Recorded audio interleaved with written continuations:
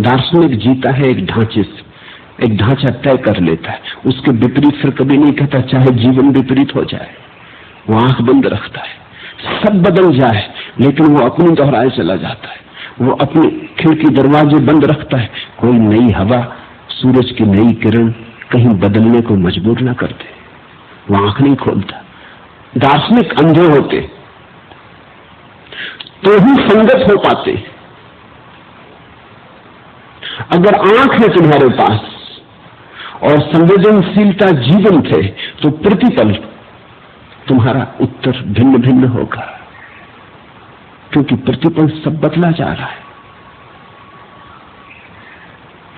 मैं इस बदलती हुई जीवन धारा के साथ, मुझे मेरे अतीत से कुछ लेना देना नहीं, वर्तमान ही सब कुछ है। इसलिए इस बहाने तुमसे ये कह दूं कि पूर्व में और भी बहुत बातें मैंने कही है, तुम उसकी चिंता मत करना।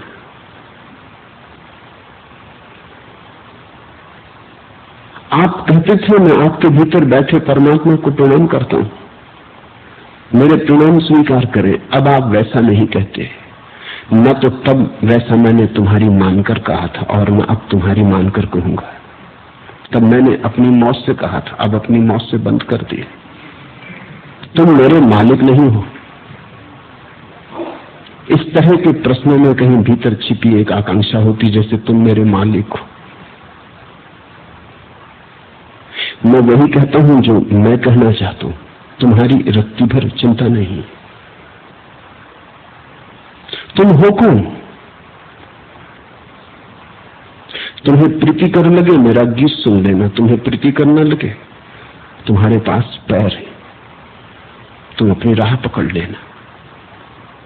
मैं तुम्हारी आकांक्षाएं अभीप्साओं को तृप्त करने के लिए यहां नहीं, मैं तुम्हारा गुलाम नहीं।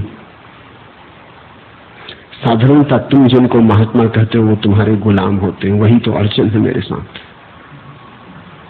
तुम जैसा कहलवाते हो कहते, तुम जैसा चलवाते हो चलते, तुम जैसा बताते हो, बस ऊपर से दिखता है कि तुम महात्मा के पीछे चल रहे हो। गौर करो तो महात्मा तुम्हारे पीछे चल रहा है।